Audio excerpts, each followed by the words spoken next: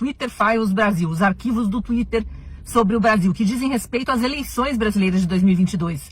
Então, para quem não acompanhou esse caso, que estourou na internet, na Rede X, né, o antigo Twitter, ontem à tarde, e surpreendentemente, coincidentemente ou não, provocou uma instabilidade geral nas outras redes sociais, WhatsApp, Facebook, Instagram, tudo fora do ar, bem no momento em que os Twitter Files começavam a rodar, tudo muito estranho, né?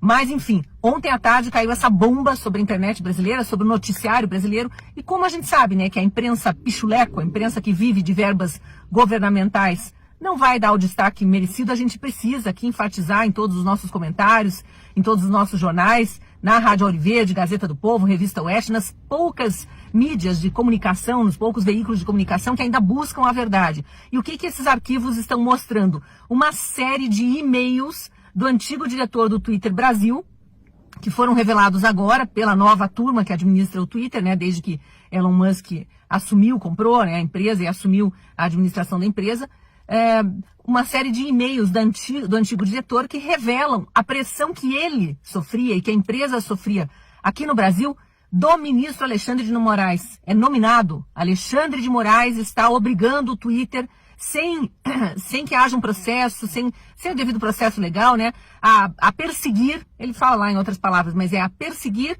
apoiadores do presidente Bolsonaro. Isso às vésperas da eleição de 2022, começou um ano antes, mais ou menos. O que ele determinava? Que alguns perfis fossem banidos, outros fossem, caíssem no famoso shadow ban, né? Fossem colocados de escanteio, que os seguidores não pudessem mais ter acesso àquelas contas, ao que aquelas pessoas diziam na internet. Eles não poderiam ser vistos, eles não poderiam ser ouvidos, eles não poderiam mais divulgar suas ideias. É censura, não tem outro nome.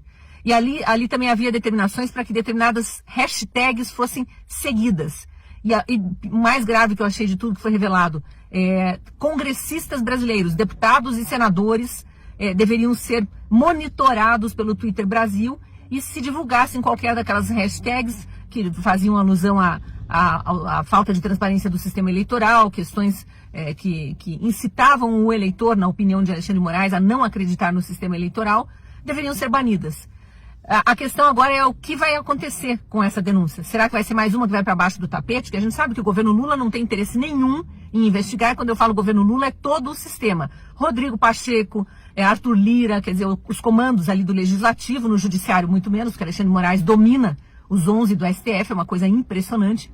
E no Executivo a gente sabe, né, que o projeto que está em vigor é um projeto de perseguição e vingança, nada mais do que isso. Então precisamos ficar atentos, porque agora tem as provas do crime. Né? O crime a gente já conhecia, o crime de censura. Em determinado momento da eleição aquilo foi explícito, né? Alguns de nós faziam parte da Jovem Pan, eu inclusive, e sofremos censura na Jovem Pan. Na reta final da campanha, os jornalistas todos da emissora foram proibidos de mencionar determinadas palavras que diziam que Lula era o que ele é, e a emissora foi proibida de exibir algumas entrevistas, alguns arquivos.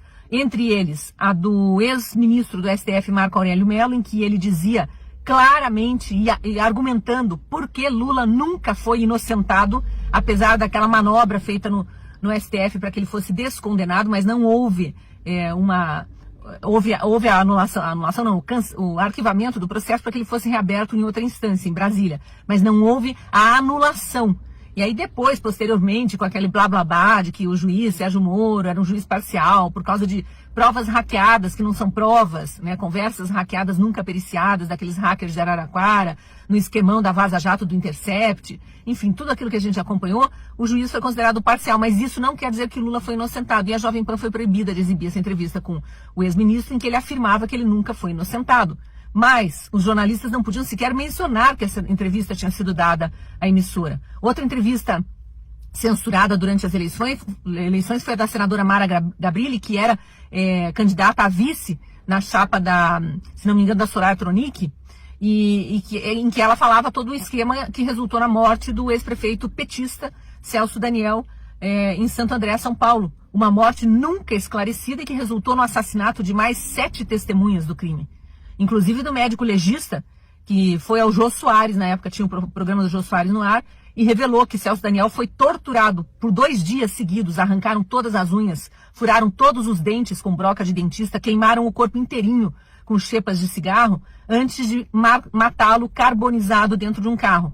E esse legista apareceu morto no dia seguinte da entrevista ao Jô Soares. Então, uma morte escabrosa, a senadora esclarecia porque ela era filha do dono de uma das empresas de ônibus que eram achacadas pelo PT, foi o início ali do Petrolão, no esquema com os ônibus no ABC, eles começaram a fazer caixa 2 para campanhas do PT ali, e Celso Daniel foi um dos petistas que se rebelaram contra o esquema de corrupção, assassinado. E o assassinato nunca é totalmente elucidado. E Mara Gabrilli falava sobre esse caso na época das eleições, falou inclusive num debate, e isso tudo foi abafado, a Jovem Pan proibida de exibir. Então agora a gente está vendo o resultado da censura aí de forma nua e crua, né? Todos os arquivos do Twitter colocados em público, e vamos ver como as instituições brasileiras que Alexandre de Moraes, Lula e tantos outros dizem defender vão reagir a esse descalabro chamado Brasil.